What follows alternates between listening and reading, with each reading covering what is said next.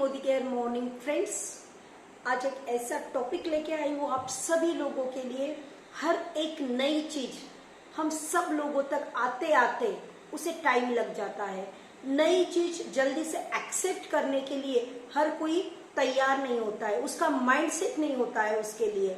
जैसे कि हम लोग देखेंगे, अगर आज जिस मोबाइल पे आप मुझे सुन रहे हो, जिस मोबाइल से आप मुझे देख रहे हो, वो मोबाइल अभी सबके लिए नॉर्मल है, लेकिन कुछ सालों पहले, कुछ टाइम पहले ये मोबाइल किसी ने कल्पना भी नहीं की थी ऐसा मोबाइल हो सकता है, इसका इमेजिन भी किसी ने नहीं किया था। सबसे पहले एसटीडी बूथ होते थे, एसटीडी पीसीओ से हम लोग उसमें एक एक कॉइन डालते थे और उसकी टाइम लिमिटेशन रहती थी, और उस फोन से, उस एसटीडी बूथ से हम लोगों को एक दूसरे को बात करते थे, फोन लगाते थे। लेकिन उसके बाद धीरे धीरे हमें एसटीडी पीसीओ पे जाने का काम कम गिरने लग गया, क्योंकि हर एक के घर में टेलीफोन आने लग गए। वो टेलीफोन आप कहीं पे भी साथ में कैरी नहीं कर सकते हो, वो आपके घर में शिफ्ट कर सकते हो। उसके बाद क्या हुआ, टाइम बदलते गया और टेलीफोन भी खत्म हो गए, एसटीडी पीसीओ भी बंद हो गए। उसकी जगह पे स्मार्टफोन आ गए, जिस मोबाइल पे आज मुझे आप सुन रहे हो, मैं आपको देख रही हूँ, आप मुझे देख रहे हो, वो वाले स्मार्टफोन आपके और मेरे हाथ में आ गए। इसे भी आते आते सभी को टाइम लग गया और लोगों को इसे एक्सेप्ट करने के लिए भी बहुत टाइम लग गया। उसके बाद और एक एग्जांपल लेते हैं, जैसे हम लोग खाना आज भी बनाते हैं, खाना सालों न साल पहले भी बनाया जाता था, लेकिन खाना बनाने के लिए जो जरिया था, जो रास्ता था, वो चेंज होते गया। बहुत पहले जब हम देखते हैं तो हम लोग चूल्हे पे रसोई बनाते थे। चूल्हा तो बहुत से जनों को आज मालूम भी नहीं है, लेकिन हमारे दादी और परदादी के जमाने में अगर हम लोग देखेंगे तो उनके जमाने में चूल्हा ये बहुत ज्यादा कॉमन था, हर एक के घर में चूल्हे पे रसोई बनती थी। उसके बाद धीरे धीरे उसकी जगह पे स्टोव आने लग गया, जो रॉकेल से, केरोसिन से चलता था। स्टोव आने से क्या हो गया, स्टोव लोगों को चूल्हे से इजी लगने लगा, कन्वीनियंट लगने लगा। उसके कुछ टाइम बाद क्या हो गया, चूल्हे ने और स्टोव ने दोनों भी क्या हो गए, हमारी दुनिया से निकल गए, हमारी जिंदगी से निकल गए, और उसकी जगह पे गैस आ गया। गैस ये आज सबके घरों में नॉर्मल है, कॉमन है, गरीब से गरीब घर के घर में भी आज गैस पाया जाता है। लेकिन गैस जब नया नया आया था तो बहुत कम लोगों के घरों में ये आता था, क्योंकि लोग डरते थे इसका जो सिलेंडर है, ये जिस चीज पे चलता है, वो सिलेंडर अगर फट गया, फूट गया तो हम घर हमारे बर्बाद हो जाएंगे। इसलिए डर के मारे लोग जो गैस है वो जल्दी से खरीदते नहीं थे। लेकिन आज वो क्या हो गया है, वही नॉर्मल हो गया है, बहुत कॉमन बात हो गई है। आज एक भी घर ऐसा नहीं है जहां पे गैस आपको दिखाई ना दे।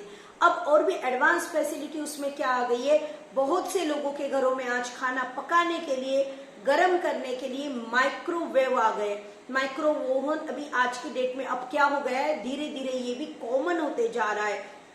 बहुत ज्यादा हम लोग मतलब जो ये दो एग्जाम्पल तो दी हूँ, लेकिन रिसेंट अभी आप और मैं जिसको हमने रियलाइज किया है, जिसको जिया है, जिसको देखा है, उसकी बात करते हैं, जिसका नाम है कोविड-19 का जो वैक्सीनेशन स्टार्टिंग में आया था तो लोग घबरा रहे थे, लोग वैक्सीन लेने को रेडी नहीं थे। लोग बोल रहे थे न जाने ये वैक्सीन से कुछ अच्छा होगा या कुछ गलत होगा।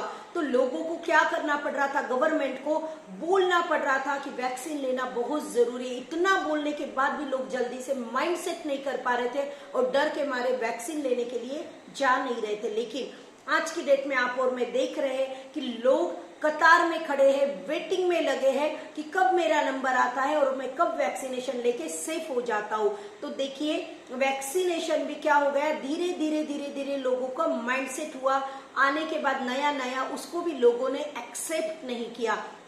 ऐसे ही होता है, कोई भी बात जब नहीं आती है तो उसे आपके और मेरे दिल तक, दिमाग तक और हमारे घरों तक आने के लिए क्या होता है, टाइम लेता है। वो चीज, वो कॉमन होने के लिए, वो नॉर्मल होने के लिए उसे एक टाइम लगता है। उस टाइम के बाद धीरे धीरे हमें वो नॉर्मल लगना शुरू हो जाता है। जैसे कि हम लोग आते हैं नेटवर्क मार्केटिंग, जो मैं कर रही हूँ, नेटवर्क मार्केटिंग, डायरेक्ट सेलिंग, ये आज भी बहुत से लोगों को लगता है it's not a secure business, ये सिक्योर प्लेटफॉर्म नहीं है, ये सेफ नहीं है। लेकिन फ्रेंड्स, इसको भी धीरे धीरे कुछ टाइम के बाद आप देखोगे ये लोगों के लिए नेटवर्क मार्केटिंग बहुत नॉर्मल हो जाएगा। हर घर में आपको मेंबर्स नेटवर्क मार्केटिंग में आए हुए दिखाई देंगे। जैसे कि बैंकों में पहले लोग पैसे नहीं रखते थे, वो अपने घरों में उसको गाड़ के रखते थे, अपने घरों में कहीं छुपा के रखते थे, लेकिन बोलते थे बैंक में रखा और बैंक वालों ने रिटर्न नहीं दिया तो मैं क्या करूंगा, तो डर के मारे बैंकों में रखा नहीं जाता था। लेकिन आज हम लोग देख रहे लोग घर में पैसा बहुत कम रखते हैं, बैंक के लॉकर्स ले लेके बैंक में रखते, क्योंकि उन्हें मालूम है बैंक में सेफ रहता है।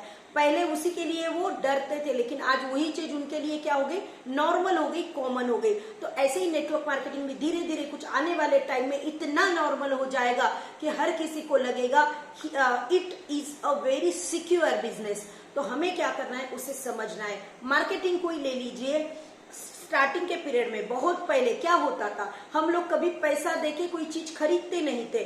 बहुत पहले के पीरियड में लोग क्या करते थे, एक चीज के बदले में दूसरी चीज उसके पास से लेते थे। इसे बोलते थे देवान घेवान का बिजनेस, इसे बोलते थे एक्सचेंज का बिजनेस। एक प्रोडक्ट उसे अपना दीजिए, आपके पास जो है वो, और उसके पास से उसके पास जो है वो प्रोडक्ट बदले में ले लीजिए। इसे कहते थे एक्सचेंज वाला ऑफर एक जमाने में होता था। कुछ टाइम के बाद ट्रेडिशनल मार्केटिंग हो गई।